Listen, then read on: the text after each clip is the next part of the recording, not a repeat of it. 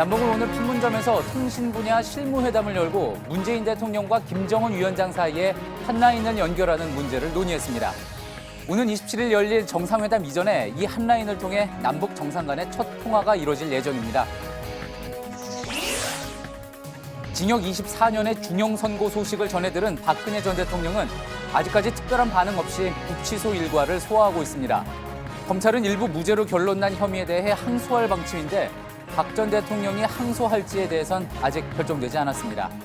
최순실 씨는 박 전 대통령의 선고 소식을 듣고 자신 때문이라며 자책했다고 전해졌습니다. 트럼프 대통령이 WTO가 중국에는 특전을 제공하는 반면 미국에는 불공정하다며 공개적으로 비판했습니다. 중국이 미국 관광이나 유학을 제한하는 등 서비스 부문을 겨냥해 보복할 수 있다는 분석도 나왔습니다. 유명 인도 음식 프랜차이즈에서 유통기한이 지난 향신료와 불법 수입한 재료를 사용하다 적발됐습니다. 직원들이 문제를 제기했는데도 해당 업체 대표는 이를 무시하고 계속 사용하라고 지시한 정황도 포착됐습니다. 오늘 서울 여의도에서는 봄꽃 축제가 열렸습니다. 꽃샘 추위로 낮 기온이 6도에 그치면서 많은 시민들이 패딩 점퍼를 입거나 털모자를 쓴 채 봄꽃을 즐겼습니다. 쌀쌀한 날씨는 내일도 이어질 전망입니다. JTBC 뉴스룸 지금 시작합니다. 기름 없이 달리는 일상으로 내일을 바꾸는 현대수소 전기차. 남북 정상 간의 긴급 통화선 한라인을 설치하기 위한 통신 분야 실무회담이 오늘 판문점에서 열렸습니다. DJ 정부 시절 임동원 전 통일부 장관은 남북 간의 6.15 선언을 지켜내고 또 우발적인 충돌을 막은 것 모두 한라인 덕분이라고 회고록에서 말한 바 있습니다. 과거에는 한라인이 정보기관 사이에 설치됐는데 이명박 정부 이후 10년 동안 끊어졌습니다. 이번엔 문재인 대통령과 김정은 위원장 사이에 한라인이 추진됩니다. 첫 통화 일정은 오는 18일쯤 고위급 회담에서 정할 것으로 보입니다. 박현주 기자입니다. 오늘 실무회담은 오전 10시부터 2시간 50분간 판문점 북측 지역 통일각에서 열렸습니다. 우리 측에서는 남북정상회담 준비위원회 운영지원분과에 속한 청와대와 통일부 실무자 3명이 참석했고 북측에서도 통신 관련 실무자들이 나왔습니다. 관심은 문 대통령과 김 위원장이 오는 27일 정상회담을 앞두고 언제쯤 첫 통화를 할지입니다. 청와대 관계자는 구체적 통화 시점은 오는 18일로 예상되는 고위급 회담에서 나올 것이라고 설명했습니다. 직통전화기는 청와대 집무실과 평양 노동당 청사 집무실에 각각 놓게 됩니다. 도청을 막기 위한 비화기도 설치될 것으로 보입니다. 한라인 관리나 통화 일정 조율은 우리 측에선 청와대 국정상황실이나 비서실이, 북측에선 노동당 서기실이 맡을 가능성이 있습니다. 앞서 2000년 첫 남북 정상회담 이후 국가정보원과 북측 통일전선부 사이에 한라인을 설치한 적이 있지만 정상들이 직접 통화를 하진 않았습니다. 남북은 조만간 한 차례 더 실무회담을 갖고 통신선 구축 등 기술적인 문제를 마무리 지을 예정입니다. JTBC 박현주입니다. 지금부터는 어제 박근혜 전 대통령 1심 재판에 대한 분석 자세히 전해드리겠습니다. 어제 재판부는 삼성에서 받은 뇌물 액수를 72억 원이라고 결론을 지었죠. 최순실 씨 1심과 같은 금액입니다. 그런데 앞서 이재용 삼성전자 부회장의 항소심은 그 절반인 36억여 원만 뇌물로 인정을 했습니다. 이런 차이는 최 씨의 딸 정유라 씨에게 제공한 말 세피를 어떻게 받느냐에 따라 달라진 건데요. 이렇게 되면은 뇌물 받은 사람들은 72억 원을 받았는데 준 사람은 36억 원을 줬다는 게 됩니다. 이렇게 엇갈리는 내용은 결국 대법원에 가서 풀게 됐습니다. 김선미 기자입니다. 법원은 박근혜 전 대통령이 삼성으로부터 받은 뇌물액이 72억 9천만 원에 달한다고 판결했습니다. 최순실 씨와 공모해 정유라 씨를 위한 승마 지원금 명목으로 받아낸 돈입니다. 여기엔 삼성이 최 씨 소유 회사인 코어스포츠로 송금한 용역대금 36억여 원이 포함됩니다. 또 정유라 씨에게 제공한 명마 세필의 값과 보험료 등 36억여 원도 들어가 있습니다. 하지만 앞서 이재용 부회장의 2심 재판부는 이 중에서 말과 관련한 금액은 뇌물로 인정하지 않았습니다. 말의 패스포트나 용역 계약서 등의 소유주가 삼성이라고 기재된 점을 근거로 들었습니다. 결국 같은 혐의를 두고 뇌물을 받은 박 전 대통령과 최순실 씨, 그리고 뇌물을 준 이재용 부회장에 대한 판결이 엇갈리는 상황입니다. 이 때문에 현재 대법원에 넘어간 이 부회장의 상고심 재판에서 뇌물 액수에 대해 어떤 판단을 내릴지가 큰 관심을 끌고 있습니다. JTBC 김선미입니다. 예, 이렇게 전해드린 것처럼 살시도 등 명마 3피를 최순실 씨가 뇌물로 받아 소유했다는 게 이번 재판의 결론이었습니다. 재판부는 그 근거도 자세히 설명했습니다. 말을 제공한 삼성이 최 씨에게 원하는 대로 해드리겠다며 문자를 보냈는데 이게 사실상 상납을 암시한, 그러니까 뇌물의 증거가 됐습니다. 강현석 기자입니다. 삼성전자가 명마 살시도를 58만 유로, 우리 돈 7억 4천만 원에 사들인 시점은 지난 2015년 10월입니다. 당시 말의 신분증과 같은 패스포트에도 소유자는 삼성전자로 명시돼 있었습니다. 하지만 재판부는 박상진 전 삼성전자 사장의 진술과 문자 등을 근거로 소유권이 최순실 씨에게 넘어갔다고 봤습니다. 그까지 말 몇 마리 사주면 된다고 말하고 기본적으로 원하시는 대로 해드리겠다는 내용의 문자 메시지를 보낸 것은 말의 소유권을 비롯한 최소한의 요구를 모두 받아들이겠다. 이듬해 2월 사들인 비타나 V와 라오싱 1233도 마찬가지입니다. 우선 패스포트엔 소유자가 삼성전자로 돼 있지도 않았습니다. 이후 국정농단 사건이 불거지면서 언론에 최순실이란 이름이 거론됐습니다. 하지만 최 씨가 운영하는 코어 스포츠가 말을 교환하는 계약까지 체결했는데도 소유자라는 삼성은 손을 놓고 있었습니다. 왜 삼성 소유 말인데 소유자도 아닌 최소원과 교환 계약을 했느냐 이렇게 항의하는 등 당연히 해야 할 조치나 항의를 전혀 하지 않았습니다. 비타나와 라오싱도 최소원이 실질적인 처분 권한을 가지고 있었다고 볼 수밖에. 결국 재판부는 이 같은 판단을 근거로 3마리 말과 보험료 등 최 씨가 제공받은 36억여 원을 뇌물로 인정했습니다. JTBC 강현석입니다. 예, 이번에 또 재판부는 국정농단 사건의 스모킹건이었던 태블릿 PC, 이 태블릿 PC 속 문건의 증거 능력을 인정을 했습니다. 이를 바탕으로 박 전 대통령의 청와대 문건 유출에 대해서도 유죄로 결론을 냈습니다. 그동안 최순실 씨 측과 미디어워치, 변희재 씨 등은 JTBC가 태블릿 PC를 입수한 이후 내부 문건을 조작하고 훼손해 증거로 인정할 수 없다는 주장을 펴왔습니다. 하지만 재판부는 이에 대해서도 태블릿 PC 안의 문건은 훼손되지 않았다고 결론을 내면서 이들의 주장이 근거가 없다고 쐐기를 박았습니다. 이지혜 기자입니다.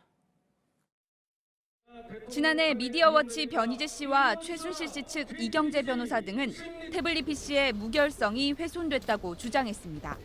JTBC가 태블릿 PC를 입수한 이후 다량의 파일이 생성돼 디지털 증거물로서 자격을 상실했다는 것이었습니다. 법원은 최 씨 측 요구로 국립과학수사연구원에 태블릿 PC 감정을 의뢰했지만 수정이나 조작 흔적이 없다는 결과가 나왔습니다. 어제 박근혜 전 대통령 1심 재판부 역시 태블릿 PC 내용이 조작됐다는 주장에 근거가 없다고 판단했습니다. 재판부는 내부 파일들에 대한 정보를 확인한 결과 태블릿 PC에서 발견된 문건들의 무결성이 충분히 인정된다고 밝혔습니다. 특히 태블릿 PC에서 발견돼 박 전 대통령의 공무상 비밀 누설 혐의에서 유죄 판단의 증거가 된 새 문건도 언급했습니다. 한반도 통일을 위한 구상, 이른바 드레스덴 연설문을 포함해 중국 특사단 추천 의원과 34회 국무회의 말씀 자료 등의 문건이 태블릿 PC에 최종 수정, 저장된 것은 모두 2014년 3월 이전이란 겁니다. 재판부는 2014년 4월 이후엔 원본이 수정, 변경되지 않은 걸로 판단된다고 결론 냈습니다. JTBC가 태블릿 PC를 입수해 보도한 건 2016년 10월입니다. JTBC 이지혜입니다. 그동안 태블릿 PC를 음해하는 세력들은 김한수 전 청와대 행정관이 실제 사용자라는 등의 음모론도 퍼뜨려왔습니다. 김 전 행정관이 개통을 했다는 이유로 최순실 씨가 사용하지 않았다고 주장을 한 건데 심지어 김 전 행정관이 JTBC에 태블릿 PC를 제공했다는 음모론까지 유포했습니다. 하지만 박 전 대통령 1심 재판부는 김 전 행정관이 개통한 태블릿 PC가 최순실 씨에게 전달된 것이 맞고 또 이를 최 씨가 사용했다고 결론을 내렸습니다. 태블릿 PC의 사용자는 최 씨라는 걸 사법부가 공식화한 건데 음해 세력들은 이제 이 법원 판단마저 승복하지 않고 있습니다. 한민용 기자입니다. 최순실 씨가 사용한 태블릿 PC는 김한수 전 청와대 행정관이 2012년 6월 자신의 회사 이름으로 개통한 뒤 요금까지 대신 내왔습니다. 이를 근거로 최순실 씨 측과 변희재 씨, 극우 매체 등은 김 전 행정관이 사용자라거나 혹은 다른 누군가에게 줬으며 심지어 JTBC에 이를 건넸다는 등 근거 없는 음모론과 조작설을 끊임없이 유포해왔습니다. 그러나 박근혜 전 대통령 1심 재판부는 최순실 씨가 태블릿 PC를 사용한 것이 맞다고 결론 내렸습니다. 재판부는 김 전 행정관이 지난해 9월 법정에서 내놓은 증언에 주목했습니다. 2012년 6월 김 전 행정관이 박근혜 후보 캠프에서 함께 일하던 이춘상 보좌관 요청으로 태블릿 PC를 개통해 이를 이 보좌관에게 전달했다는 겁니다. 그리고 김 전 행정관은 개통 몇 달 뒤 이 보좌관과 최 씨와 만난 자리에서 최 씨가 흰색 태블릿 PC를 가방에 넣는 걸 봤다고도 증언했습니다. 특히 이듬해 1월 최 씨가 김 전 행정관과의 통화에서 그런데 태블릿 PC는 내가 만들어줬다면서 라고 말했다는 증언도 판단의 근거가 됐습니다. 재판부는 태블릿 PC를 최순실 씨가 사용하는 등 자신과 관련이 있는 물건이기 때문에 최 씨가 김 전 행정관에게 이 같은 말을 했다고 판단했습니다. 또 정호성 전 비서관이 태블릿 PC에서 발견된 연설문과 말씀 자료 등을 최 씨에게 건넸다고 증언한 점도 고려됐습니다.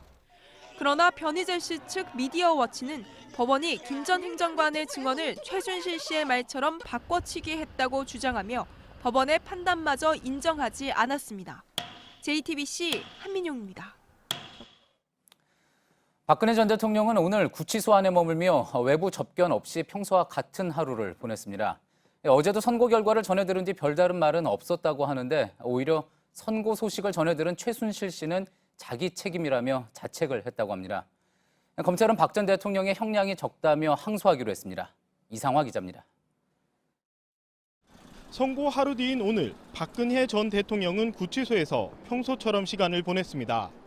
어제 유형아 변호사와 접견을 하던 중 징역 24년형 선고 사실을 알게 됐지만 특별한 반응을 보이지 않은 것으로 알려졌습니다.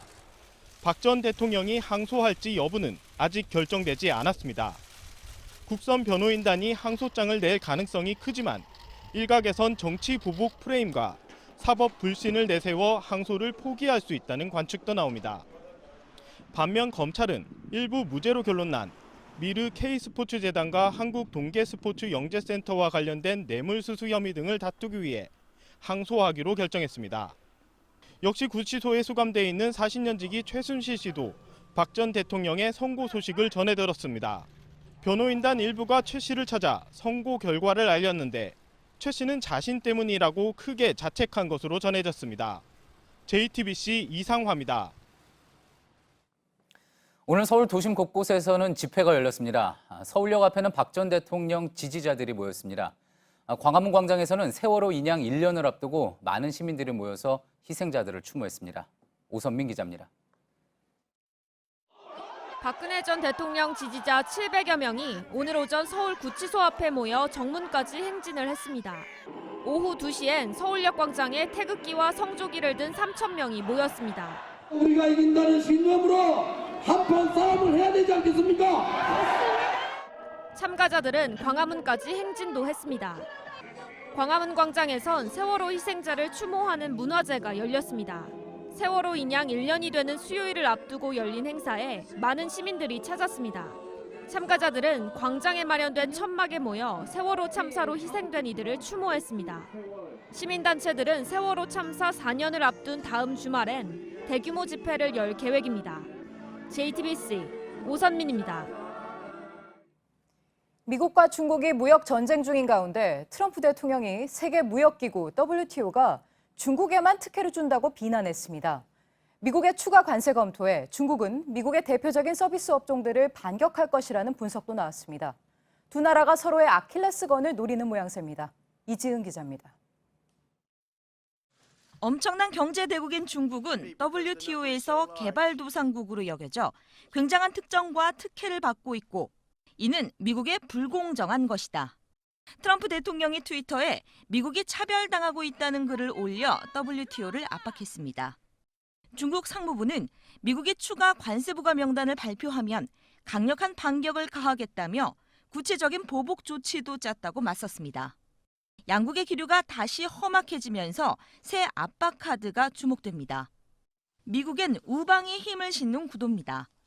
AP통신은 유럽연합과 일본이 중국을 겨냥한 미국의 지식재산권 관련 WTO 제소에 제3자로 참여할 것이라고 전했습니다. 이에 맞서는 중국은 미국의 서비스 부문을 타깃으로 삼을 가능성이 있다고 홍콩 사우스 차이나 모닝포스트는 분석했습니다. 특히 관광, 유학, 금융 등에 꼽힙니다. 2016년 중국에 대한 미국의 서비스 무역 수지는 380억 달러 흑자였습니다. 이 기간 중국인이 미국을 방문해 쓴 돈은 330억 달러, 35조 원에 달했습니다. 한 통상 전문가는 중국의 한국 사드 보복 사례를 거론하며 관광 등의 차단은 확실히 좋은 무기가 될 것이라고 진단했습니다. JTBC 이지은입니다. 그제 F-15K가 칠곡에 추락해 조종사 2명이 순직했죠. 이들의 연결식과 안장식이 오늘 있었습니다. 두 사람은 영원히 하늘로 떠났고 남겨진 가족들은 눈물을 쏟았습니다. 윤두열 기자입니다. 담담히 보내려 수없이 다짐했지만 친구의 어머니가 부탁한 그 한마디가 가슴에 사무칩니다. 우리 기훈이 잘 좀 부탁해요. 그토록 평범한 말씀이었는데 어렵지 않은 거라 생각했는데 그렇게 하지 못해 미안하다. 죄송합니다를 입에 달고 살았던 착한 아들을 보내는 아버지는 아들의 친구를 품에 안고 오열했습니다. 3살 난 딸과 이제 갓 100일이 된 딸에게 우는 모습을 보이지 않으려 했지만 영정사진을 마주한 순간 눈물이 터집니다. 공사생도 동기로 만나 하늘이 맺어준 부부라며 축하를 받았는데 야속하게도 하늘은 남편을 먼저 데려갔습니다. 최필영 소령은 재작년 미국에서 열린 다국적 연합훈련에 대표로 뽑혀 참가한 최정예 전투 조종사였습니다. 하늘을 날아다니며 우리를 지켜주던 필영아, 이제는 더 높은 곳에서 사고의 걱정 없는 하늘에서 자유롭게 날아다니고 있을 거라 믿어. 두 조종사의 유해는 대전의 국립현충원에 안치됐습니다. 한편 공군은 이들이 비상탈출을 하지 않은 이유를 찾고 있습니다. 짙은 안개로 산을 못 봐 순식간에 사고가 난 건지 아니면 민가를 피하기 위해 끝까지 조종관을 놓지 않은 건지 여부를 조사하고 있습니다. JTBC 윤두열입니다. 지방선거가 2달여 앞으로 다가왔습니다. 서울시장 후보들도 바빠졌습니다. 주말을 맞아 이들은 유권자를 만나거나 정책을 발표했습니다. 류정아 기자입니다. 3선을 노리는 박원순 서울시장은 더불어민주당 지도부와 함께 제주 4.3 항쟁 70주년 문화제를 지켜봤습니다. 경선을 앞둔 박영선 의원과 우상호 의원은 각 구별로 간담회를 열고 조직을 다지거나 시장을 찾아 시민들을 만났습니다. 동물복지 공약을 발표한 바른미래당 안철수 인재영입위원장은 박원순 시장을 겨냥했습니다. 박 시장이 반려동물 정책을 시작하긴 했지만 사람들이 체감할 정도에는 못 미치고 있다고 비판한 겁니다. 자유한국당은 김문수 전 경기도지사를 밀고 있지만 정식 출마 선언 날짜는 잡지 못했습니다. 홍준표 대표는 이미 결론을 냈다고 했지만 극우 성향을 보여준 김 전 지사에 대해 당내에 우려하는 목소리도 높습니다. 자칫 득표가 저조할 경우 야당의 주도권을 바른미래당에 넘겨줄 수 있기 때문입니다. 김 전 지사는 어제 대구의 지역위원장을 사퇴했지만 서울시장 출마에 대해선 말을 아끼고 있습니다. JTBC 류정화입니다. 이번 지방선거에선 부산시장과 경남도지사도 관심이죠. 과거에 승부를 겨룬 후보들이 리턴 매치, 그러니까 다시 대결합니다. 그때와는 민심이 달라진 만큼 예측은 어렵습니다. 김혜미 기자입니다. 경남지사 자리를 두고는 민주당에선 김경수 의원, 자유한국당에선 김태호 전 최고위원이 출마합니다. 두 사람의 대결은 2012년 이후 6년 만입니다. 당시 경남 김해을 총선에서는 김태호 전 최고위원이 김경수 의원을 약 4%포인트 차이로 앞섰습니다. 부산시장에 도전하는 민주당 오거돈 전 해양수산부 장관과 자유한국당 서병수 현 부산시장도 마찬가지입니다. 2014년 지방선거 때 둘의 대결 결과는 1.3%포인트 차이로 서 시장의 승리였습니다. 선거 약 2달 전을 기준으로 당시 부산, 울산, 경남 지역에서 새누리당의 지지도는 민주당의 3배를 넘는 수준이었습니다. 탄핵 국면에서 치러진 지난 대선에서는 부산에선 민주당이, 경남에서는 자유한국당이 소폭 앞섰습니다. 하지만 최근 여론조사에서 PK 지역의 민주당 지지도는 자유한국당의 2.4배로 크게 앞섭니다. 민주당은 부산 경남 지역에서 한 번도 광역자치단체장을 내지 못했습니다. 하지만 이번엔 해볼만 하다는 분위기입니다. 자유한국당도 최후의 보루라며 당 차원의 총력전을 예고하고 있습니다. JTBC 김혜미입니다.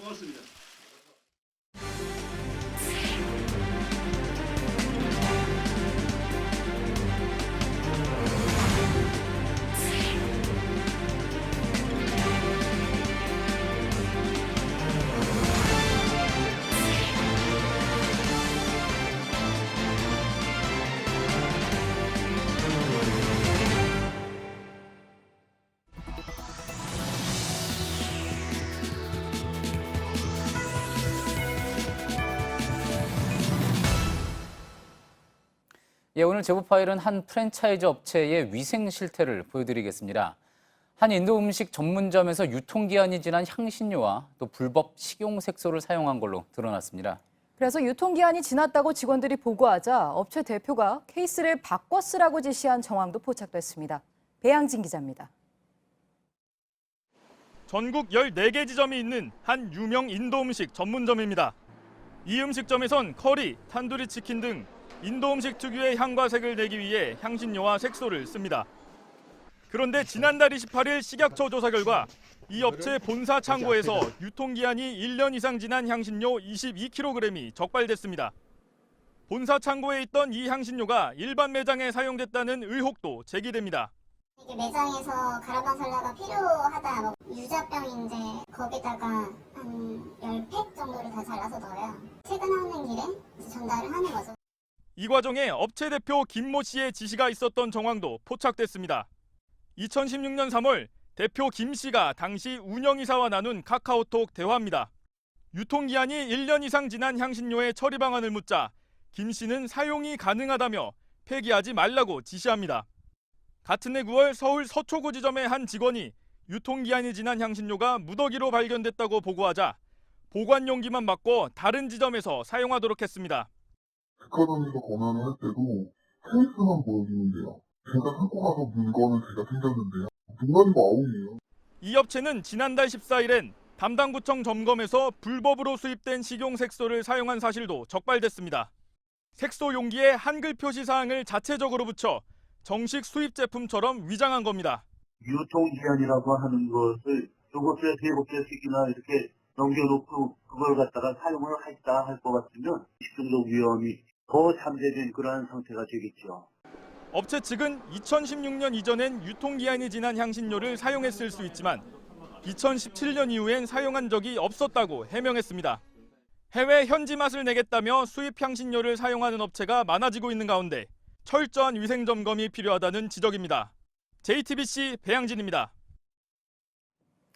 오늘 여의도 윤중로에는 봄꽃 축제가 열렸습니다. 올해로 벌써 14번째라고 하죠. 네, 그런데 갑자기 쌀쌀해져서 봄꽃 보는데 겨울 외투 입고 나온 분들이 많았습니다. 취재 기자 연결합니다. 이수정 기자, 뒤로 벚꽃이 보이네요. 사람들이 여전히 많습니까?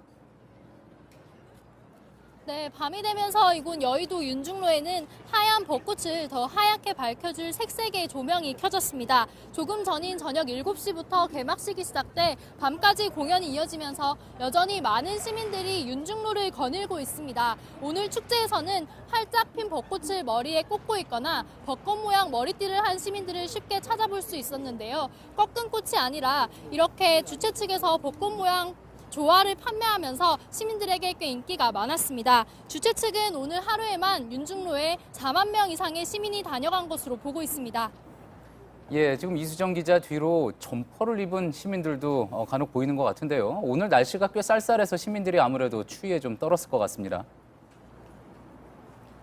네, 이곳을 찾은 시민들이 말하는 오늘 축제의 가장 큰 어려움은 대중교통도 또 주차도 아닌 바로 날씨였습니다. 오전에는 날이 흐리더니 낮 최고 기온이 8도까지밖에 오르지 못했는데요. 게다가 바람도 강하게 불어서 꽤 쌀쌀했습니다. 그래서 겨울 외투를 다시 꺼내 입거나 목도리 같은 방한 장비를 갖추고 봄꽃 축제를 즐기러 온 시민들을 쉽게 볼 수 있었습니다. 아쉬운 마음에 두꺼운 옷을 입었다가 벗었다가 하면서 사진을 찍는 시민들도 많았습니다. 직접 들어보시겠습니다.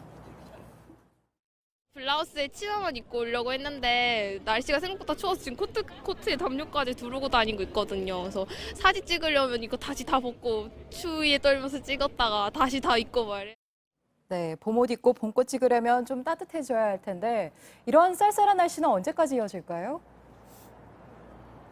네, 일요일인 내일도 쌀쌀한 날씨가 이어질 전망입니다. 내일 아침 최저 기온이 서울은 1도, 대구는 0도, 파주는 영하 3도까지 내려갑니다. 한낮에도 서울은 9도, 대구는 15도로 기온이 크게 오르지는 못하겠습니다. 다만 바람은 오늘보다는 조금 잦아들 전망입니다. 쌀쌀한 날씨는 모레 아침까지 이어지다가 모레 낮부터 평년 기온을 되찾겠습니다. 지금까지 여의도 윤중로에서 JTBC 이수정입니다.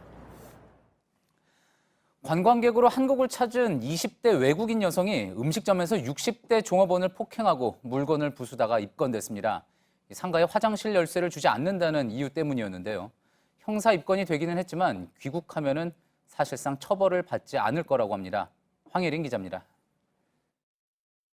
검은 옷을 입은 여성이 의자를 집어던집니다. 주방으로 다가가 소리를 지르고 삿대질도 합니다. 칸막이를 부서질 듯 들어올리고 주방에 들어서자 60대 종업원의 어깨를 주먹으로 밀칩니다. 종업원은 강한 충격으로 구석까지 밀려납니다. 분이 덜 풀렸는지 선반이 그릇까지 내동댕이 치고 식당을 빠져나갑니다. 가해 여성은 20대 네덜란드인 여행객 A씨, 식당 손님도 아니었습니다. A씨가 소동을 벌인 건 화장실 이용 때문이었습니다. 다른 가게에서 술을 마신 뒤 이동 중에 들어간 상가의 화장실을 쓰려고 했습니다. 그런데 종업원이 화장실 열쇠를 주지 않아 화가 났다는 겁니다. 하지만 식당 측은 말이 안 통하는 상황이었다고 했습니다. 전혀 안 됐죠. 영어라고는 저희는 잘 모르잖아요. 한국말을 한마디도 안 했거든요, 그분이. 우리나라를 찾는 외국인 수가 늘면서 강력범죄는 물론 폭력 사건도 증가하고 있습니다. 하지만 A씨와 같은 단순 폭행범은 출국하면 기소 중지가 되면서 사실상 아무런 처벌도 받지 않아 논란입니다. JTBC 황예린입니다. 미세먼지가 기승을 부리면서 화력발전소 가동을 자제해야 한다는 목소리가 커지고 있습니다. 막대한 양의 대기오염 물질을 내뿜기 때문입니다. 실제로 얼마나 심각할까요?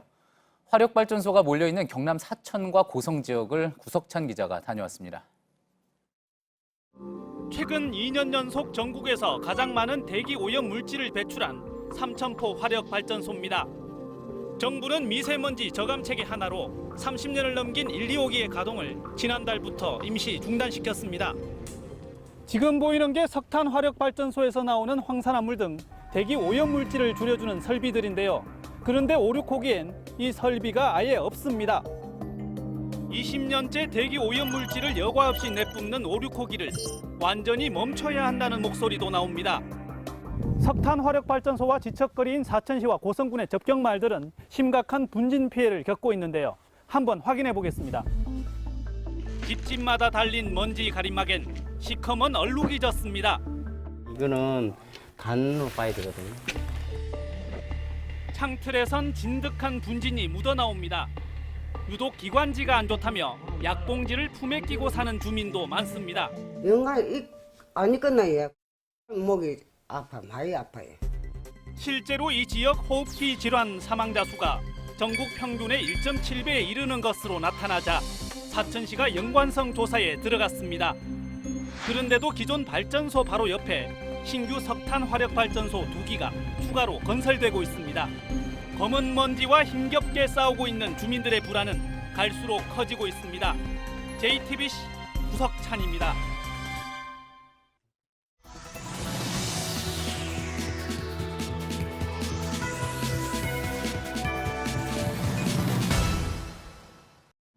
삼성증권 배당 사고에 대해 업계에선 단순 실수를 넘어 허술한 시스템과 낮은 직업윤리가 부른 참사라는 지적이 나옵니다. 삼성증권의 전체 발행 주식은 8,930만 주, 시가총액으론 3조 4천억 원입니다. 하지만 직원들에게 실수로 배당된 주식은 28억여 주, 시가총액은 112조 원이 넘습니다. 실제보다 30배 넘는 유령 주식이 발행됐지만 증권사 시스템은 이를 걸러내지 못했습니다. 이 실체 없는 주식은 거래도 됐습니다. 주식이 새로 발행되려면 회사의 이사회와 주주총회 등을 거쳐 한국예탁결제원에 등록해야 합니다. 하지만 시스템은 이런 절차 없이 마치 주식이 발행된 것처럼 인식했습니다. 남의 주식을 빌려서 파는 공매도를 넘어 아예 유령 주식이 시장에 나오는 유리 없는 일이 벌어진 겁니다. 이런 시스템의 허점을 메워야 할 증권사 직원들은 도덕적 해이로 오히려 파장을 더 키웠습니다. 직원 20여 명이 주식을 곧바로 팔아 한 사람당 평균 100억 원에 가까운 차익을 남겼습니다. 실체도 없이 팔린 주식 500여만 주는 거래가 체결된 이틀 후에는 매수자에게 넘겨줘야 합니다.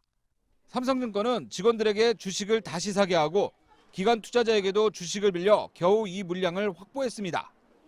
만약 전체 발행 주식보다 더 많은 규모가 팔렸다면 수습도 할 수 없는 큰 혼란이 벌어졌을 것이란 지적입니다. JTBC 이주찬입니다. 삼성증권 직원들이 쏟아낸 매물에 영문도 모른 채 주가 급락의 날벼락을 맞은 투자자들은 소송을 예고하고 있습니다. 신뢰로 먹고 사는 사람인데 이 정도로 신뢰가 다 꺼졌으면 매도가 많이 나올 것 같아요. 액수를 산정할 수 있을까? 기준이 없잖아요. 이번 사태는 국내 주식시장 전체에 대한 불신으로 확산하고 있습니다. 청와대 청원 게시판에는 증권사들의 실태 파악과 함께 공매도를 금지해달라는 청원이 올라와 6만여 명이 서명했습니다.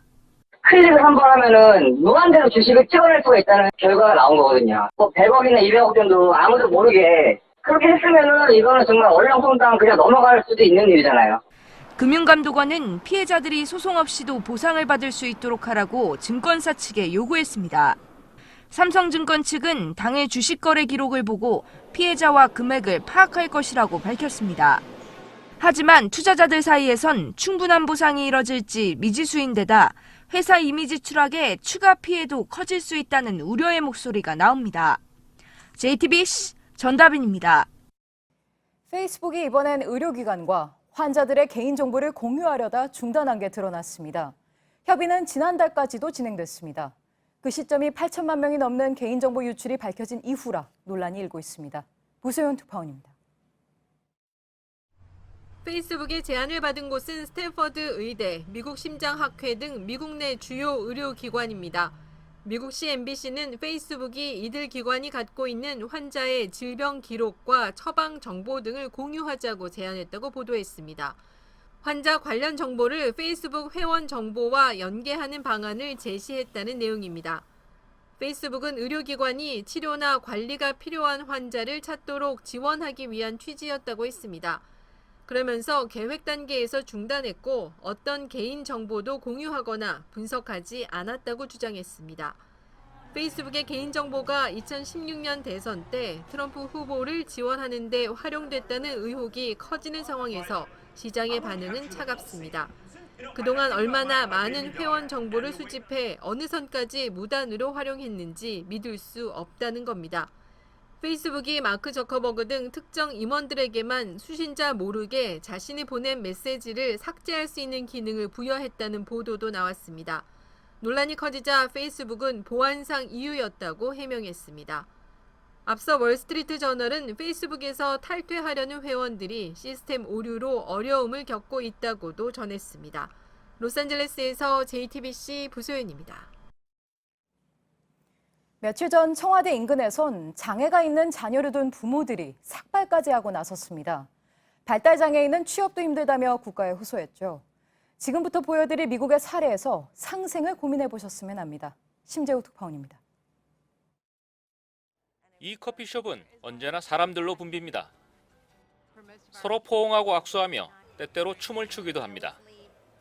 종업원 40여 명은 조금 어눌해 보이는 말투를 지녔고 걸음걸이 또한 불편해 보입니다. 모두 다운 증후군, 자폐증 등을 겪고 있는 발달 장애인들입니다. There's a statistic that somewhere between 70 and 85% of people with intellectual and developmental disabilities are unemployed. 드렉셀대 연구 결과에 따르면 자폐장애인의 14%만 취업에 성공한 것으로 나타났습니다. 매번 이력서를 거절당한 이들은 새로운 기회를 맞아 활기에 넘칩니다. Peace out, y'all. I used to be very shy, introverted, and didn't want to chat with much people and stuff. But this has helped me a lot with my confidence and stuff. I have to work 10 times harder to get something done, but it feels good. 장애가 걸림돌이 되지 않는다는 사실을 경험한 것입니다. 손님이 넘쳐 2호점도 문을 열었습니다. 이곳은 단순히 커피를 파는 곳이 아니라 주민과 함께 만든 동네 모임방이자 소중한 일터입니다. 뉴욕에서 JTBC 심주호입니다. 경운기는 농기계 가운데 가장 많이 쓰입니다. 다루긴 까다로운데 면허 제도도 어떻게 몰지 가르치는 곳도 잘 없습니다. 이제는 가상현실로 안전교육이 가능해졌습니다. 정진명 기자입니다. 2m 아래로 경운기가 추락하면서 노인 5명이 중상을 입고 구조를 기다립니다. 어두워진 도로를 달리던 승용차는 경운기 뒷부분을 그대로 들이받습니다. 최근 3년 동안 농기계 교통사고는 3,200여 건, 이 중 절반이 경운기 사고입니다. 치사율은 자동차 교통사고의 6배에 이릅니다. 많이 가르쳐주는 데도 없고 노 조작해주는 데도 없고 이 짐을 싣고 다니면서 좀 여러 번 사고도 났고. 조작이 까다롭지만 경운기 운전면허는 물론 마땅한 교육시설도 없습니다. 이런 문제를 해결하기 위해 가상과 현실을 결합한 안전교육용 시뮬레이터가 개발됐습니다. 가상현실 헤드셋을 착용한 운전자는 핸들과 변속기를 차례로 조작해 도로와 농로를 달립니다. 내리막에서 길을 벗어난 경운기가 크게 출렁이며 사고가 나기도 합니다. 모든 상황이 실제 운전하는 것처럼 작동됩니다. 2개 산업체의 기술 이전을 마친 시뮬레이터는 올해 30만 명을 대상으로 하는 농기계 안전 교육을 통해 효과를 검증하기로 했습니다.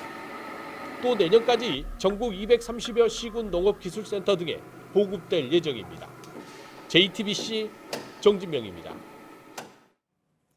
네, 어제는 프로야구 역사상 처음으로 미세먼지 때문에 경기가 취소됐죠. 이제 야구 팬들은 비뿐 아니라 미세먼지도 신경 써야 할 것 같습니다. 다행히 오늘은 하늘이 맑아서 5경기 모두 진행됐습니다. 온누리 기자입니다. 야구장 기온이 10도 아래로 내려가면서 훈련에 나선 선수들은 방한용품을 챙겨야 했습니다. 그래도 야구할 수 있게 된 맑은 하늘이 반갑습니다. 어제 프로야구에선 사상 처음 미세먼지로 3경기가 취소됐습니다. 호흡으로 해야 되는 운동을 하다 보니까 호흡기라든지 그런 부분에서 어제 조금 머리가 살짝 띵하라든지. 어제 3경기 예매 취소분은 총 14,000여 장으로 모두 환불됐습니다. 관중들도 당연한 결정이란 반응입니다.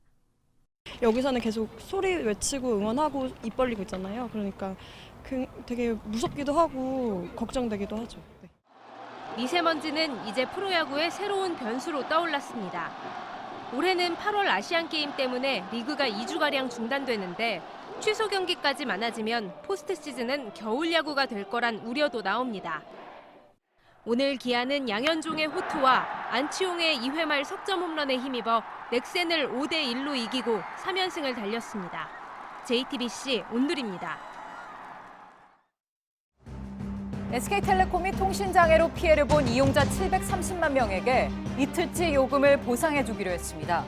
어제 오후 3시 17분부터 약 2시간 반 동안 한 번이라도 통신장애를 겪었으면 보상받게 되는데 그 금액은 다음 달 청구될 요금에서 자동 공제됩니다. 일본 도쿄 나리타 공항으로 가려던 에어부산 여객기가 잇따라 착륙에 실패해 승객 190명이 11시간 가까이 갇혀 있다 결국 하네다 공항에 내리는 일이 발생했습니다. 어제 오후 2시 35분 김해 공항을 출발한 에어부산 항공편이 나리타 공항에 내리려다 강한 바람 때문에 착륙하지 못해 나고야로 회항했고 밤 8시 57분에 다시 나리타로 향했지만 착륙에 또 실패해 벌어진 일입니다. 팔레스타인 가자 지구에서 현지 시간 6일 피해 금요일 유혈 충돌로 팔레스타인인 9명이 숨지고 490명 넘게 다쳤다고 AP통신 등이 보도했습니다. 미국이 다음 달 예루살렘으로 대사관 이전을 추진하면서 이스라엘과 팔레스타인의 충돌은 더 격화할 것으로 보입니다. 캐나다 주니어 하키팀 선수단 버스가 충돌 사고로 적어도 14명이 숨지고 14명이 다쳤다고 CNN이 보도했습니다. 현지 시간 6일 오후 5시쯤 캐나다 티스데이 인근 도로에서 서스캐치원주 하키리그의 한 선수단 버스가 트레일러와 부딪혔습니다. 선수들은 16살에서 21살 사이로 사상자의 신원은 확인되지 않았습니다.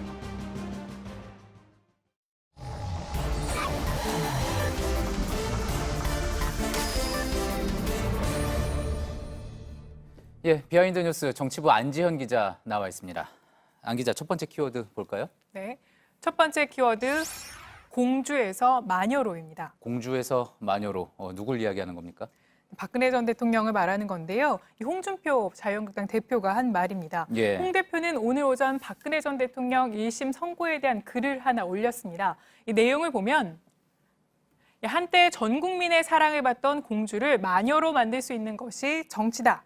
이러면서 지금 가장 가슴 섬뜩하게 느껴야 되는 사람은 바로 지금 관저에 있는 문 대통령이라며 문재인 대통령을 함께 언급했습니다. 예. 홍 대표는 앞서 어젯밤에도 글을 하나 올렸었는데요. 해당 글을 보면 돈 1원을 받지 않고 친한 지인에게 국정 조언을 부탁하고 도와준 재료 파면되고 징역 24년을 가는 세상이라고 쓰면서 문재인 대통령에게 부메랑이 될 것이라는 표현을 오늘도 썼습니다.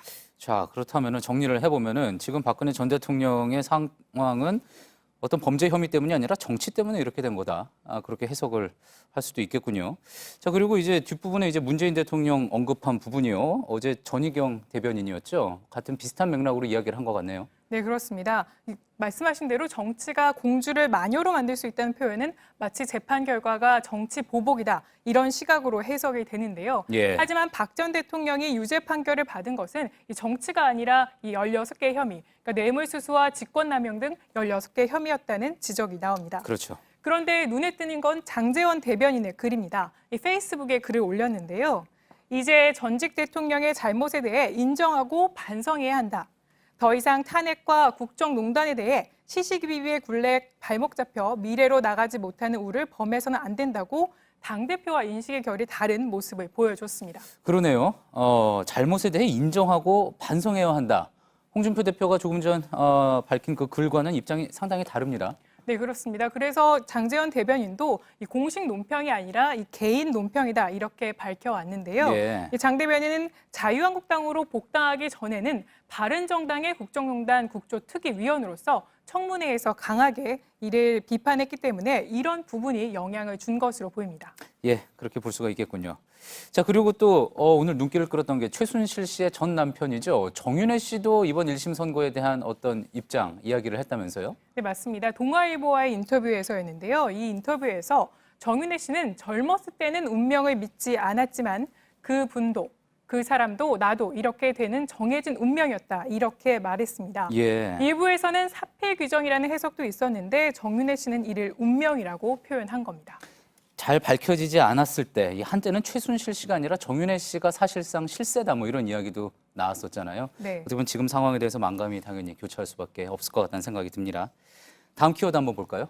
네, 다음 키워드는 당선되면 12년입니다. 예, 12년. 당선되면 12년. 그러니까 삼선 연임을 이야기하는 건가요? 네, 맞습니다. 지난 1995년이죠. 그러니까 지방자치제도가 도입된 후 한 번 당선되면 3선까지 그대로 갔던 지역이 있습니다. 예. 바로 인천 옹진군의 이야기인데요. 인천이요, 옹진군. 네, 맞습니다. 보시는 예. 것처럼 6번의 지방선거에서 이 당선됐던 옹진 군수는 2명뿐입니다. 모두 예. 3선까지 했기 때문입니다. 자, 그렇다면 3선씩, 3, 40이 12년씩 딱 2명이 했다는 거군요. 맞습니다. 예, 이게 어떻게 가능했던 거죠?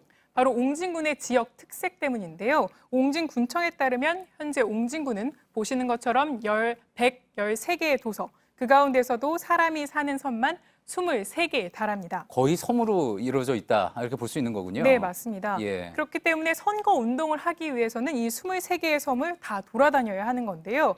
그런데 일부 섬은 여러 번에 걸쳐서 여객선을 타야 되기 때문에 선거 운동하는 그 구조가 사실상 어려운 구조입니다. 예. 반면 기존 군수의 경우에는 이 행정선을 타고서 이 4년간 각 섬을 돌면서 지역 주민의 이야기를 두루 들어볼 수 있기 때문에 예. 인지도 등에서 절대적으로 우위일 수밖에 없는 상황인 겁니다. 군에 배치돼 있는 배가 따로 있다는 거군요. 네, 그러니까 관용차가 배치되듯이 예. 옹진군에 대해서는 행정선이 배치가 되는 겁니다. 이 때문에 저희가 인천시 의회 의원과 통화를 해봤는데 옹진군의 현역 프리미엄은 10에서 20%가 아니라 100%다 이렇게 말하기도 했습니다. 예, 그러니까 현역 지자체 단체장이 누릴 수 있는 프리미엄이 100%다. 네. 이렇게 얘기를 한 거군요. 자, 그러니까 결국 다시 정리를 해보면은 지방자치단체장 3선까지만 할 수 있지 않습니까? 그러니까 이번에도 누군가가 당선이 되면은 아마 12년까지 그러니까 3선을 문제없이 할 수 있을 거다. 뭐 이런 관측이 나오는 거겠군요. 네, 그래서인지 경쟁이 매우 치열한 상황입니다. 현재 옹진군수의 예비 후보로 등록한 후보는 10명입니다. 민주당 예. 5명, 한국당 4명, 무소속 1명에서 10명이나 됩니까? 10명인데요. 그러니까 예. 경쟁률이 10대 1인 셈입니다. 현재 전국 평균이 5.2대 1이니까 2배에 달하는 수치입니다. 예, 그렇군요. 잘 들었습니다. 지금까지 정치부 안지연 기자였습니다. 날씨입니다. 내일도 꽃샘추위로 서울은 아침 기온이 영상 1도로 떨어집니다. 중부지방에는 오후부터 비나 눈이 오는 곳이 있겠습니다.